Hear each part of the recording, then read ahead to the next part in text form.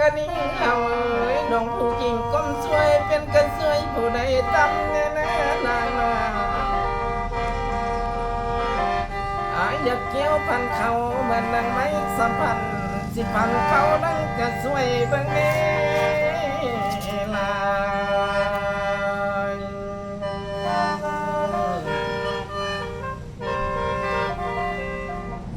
เด้อสาวปักกะลิ่งเข้ามาเด้อย้ำเข้ามาเด้อเกี่ยมเข้ามาแล้วสาวปักกะลิ่งสาวปักกะลิ่งโพนเจริญเข้ามาเด้อท่านผู้ชมเด้อที่ตั้งฟังเด้อมือนี้มือวันเด้ออยู่ต่างที่ปักสันเด้ออย่างนั้นผมใส่ช่อง YouTube เนาะจากตั้งพักม้วนทำเจ้าภาพช่อง YouTube ต้องการมีเล่าพี่ต้อนรับอันยุอันกินทุกครบเลยนี่อ้าวที่ตั้งฟัง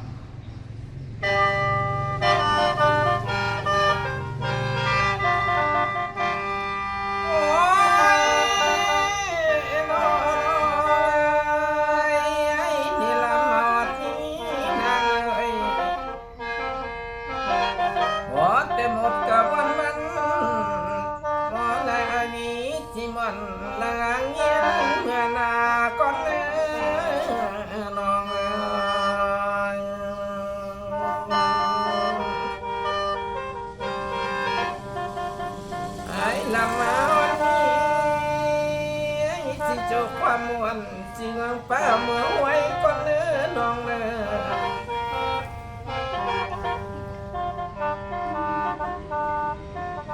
ลำบ่มีมือสุดได้มือสวย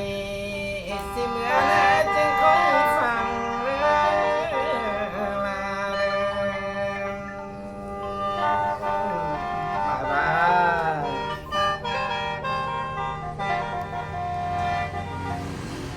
มากินเจียงอยู่ฟ้าเมืองพี่น่าเล่นกระทาไหมมา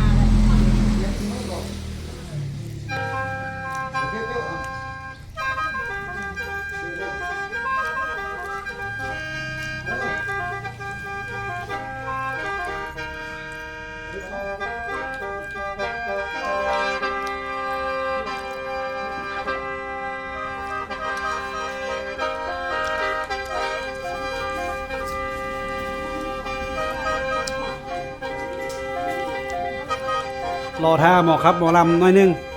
เป่าแขนโซท่าหน่อยนึงเด้อเป่าแขนลาก่อนหมอลำกำลังกินมันเผาอยู่รอท่าแป๊บนึง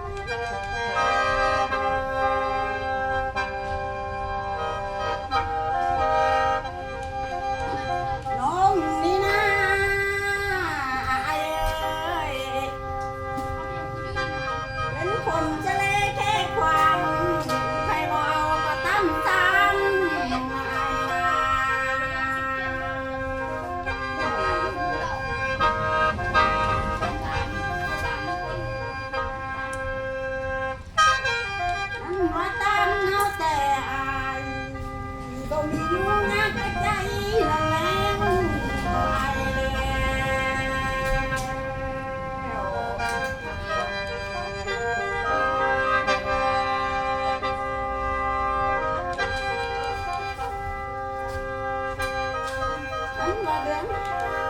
ได้ปีแล้วใจได้เดือนน้อลำบัว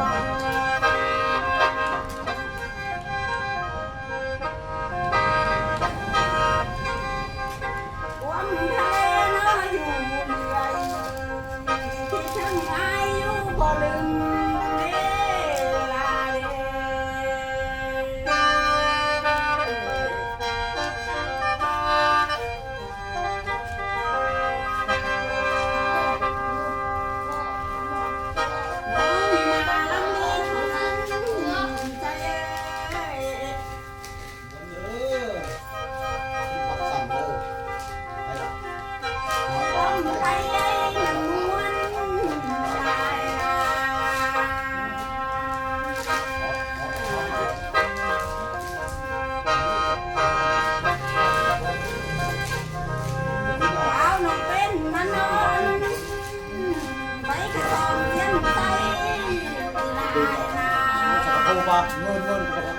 ้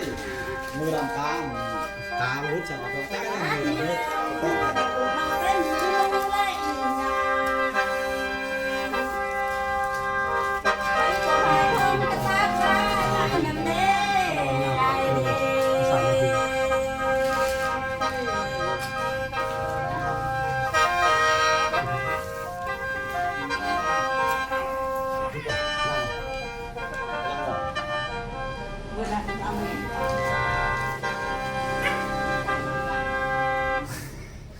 อันนั้นโอ้ยนะยาดัง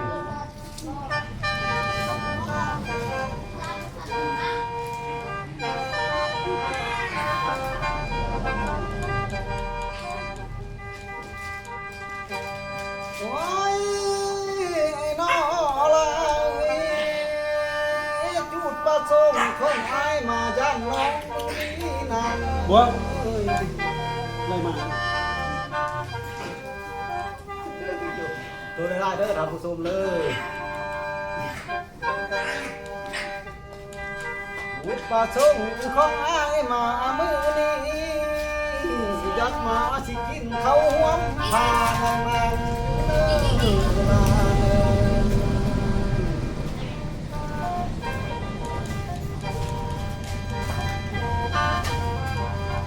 อุปสงค์ของสายมือนี้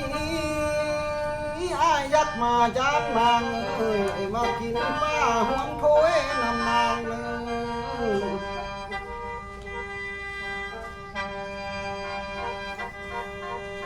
มากินกล้วยมากหน่อยกำลังลาอยู่ปากสันนี้เนื้อลาโอ้เราเป็นเพื่อนเลยนะ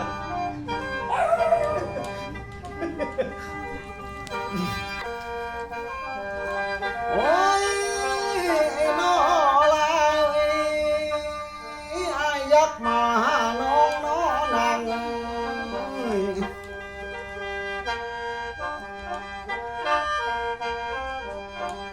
ไอ้ผู้มามือนี้ขันแม่นหมอลำไอ้สิขี่รถตั้งตินมาเนื้อลาเนื้อ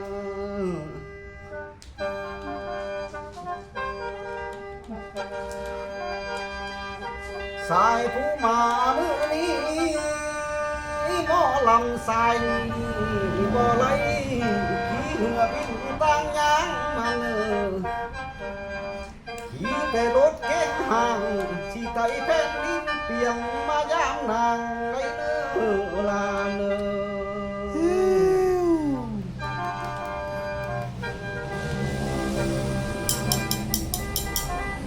โอ้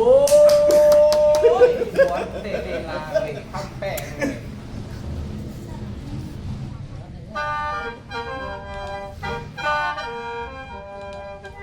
โอ้ย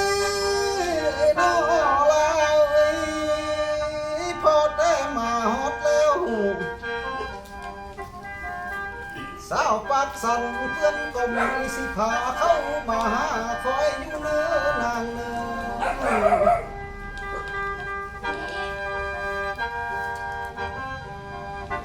พอได้มาฮอดแล้วสาวปัก กสันนี้เพื่อนก็มีพาแรงสีฟ้าง่ายมาปล่อยใส่เนื้อเพื่อนก็มีเหล้านอบอกหน่อยสิมาเย็นสู้ใส่นี่เนื้อลาเนื้อ ต้องน้อยนี่วะ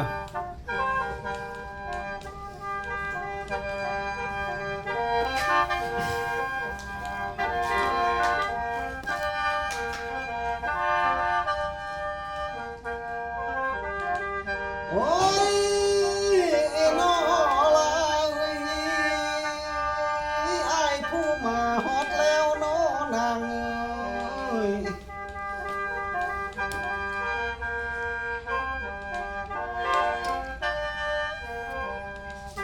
ไอ้ผู้มาเนาะเห็นนำชีต้นไอ้เนาะอยากกินได้เนื้อลาเนื้อ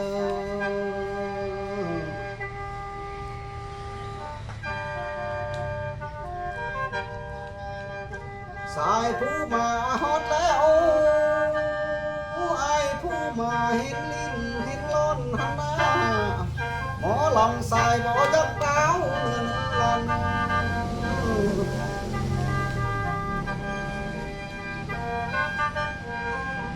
มาเห็นเศร้าปักสันน้อมือนี่บ่จักกับดาวปินที่คุณบ้านเต้าเมื่อเนื้อเด้อลาเนื้อ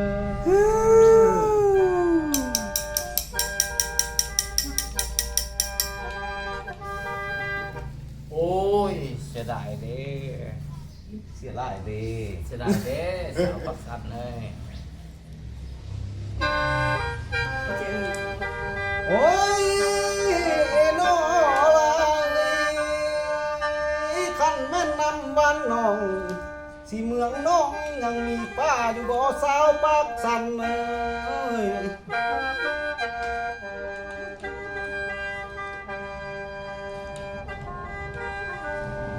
ขันแม่นนาแข่งเฮือนเจ้านาสาวปักสันแม่งไหลปุกอ้อยบ่นอ ขันแม่นอยู่บ้านน้องยังมีสาวแม่ไม้แม่หางหน่อย มาปั้นไอ้จับตุนได้บ่ลายเอาโจเด้อสาวแก้วโจลำไปก่อนเด้อ กันได้ดีบ่เป็นหยัง บ้านไหนบอกแข่งไล่นาเนาะ ปังมาแก้กันได้แน่เนาะเนาะโดนทงจะลกเจริญตักลอกลิงเฮานี่เอามาปั้นมาแข่งกันเลยนะ โอ้ครับมุน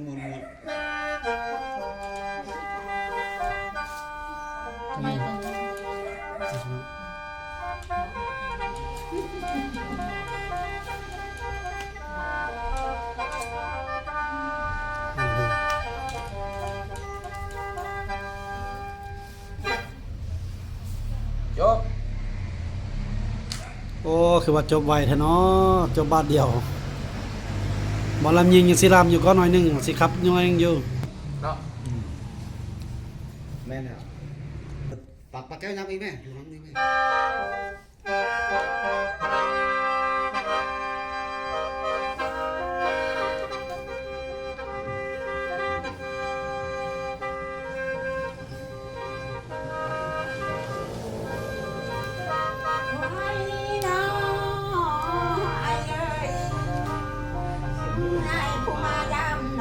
เยอะละ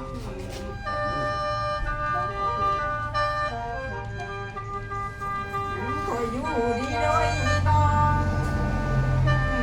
โอ้ยไผบ่มาเบียดล้อไอ้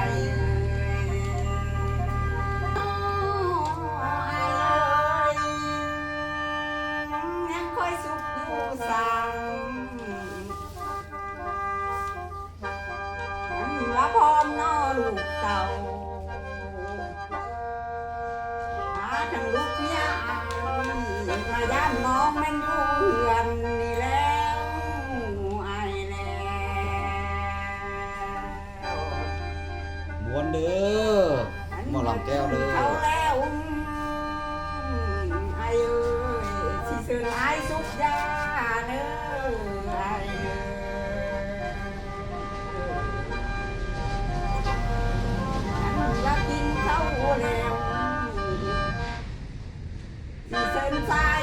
ดื่มนำ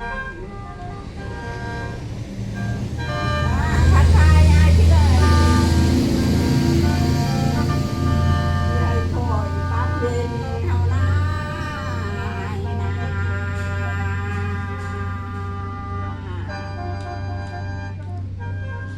โอ้ยน้องไอ้เอ้ยน้องบ่มีแห่งตอนแล้วไอ้เอ้ย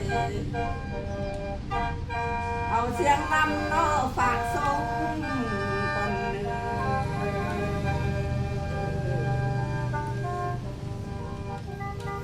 ก็ให้สุขน้อยสางไอ้เอ้ยเมื่อถึงบ้านบนเดิมไอ้แล้วนา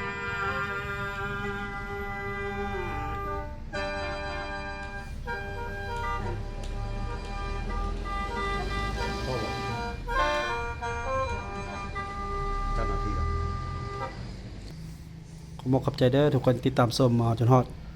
สุดท้ายเนาะไว้พรให้ทุกคนมีใส่เด้อขอบใจติดตามชมบ๊ายบาย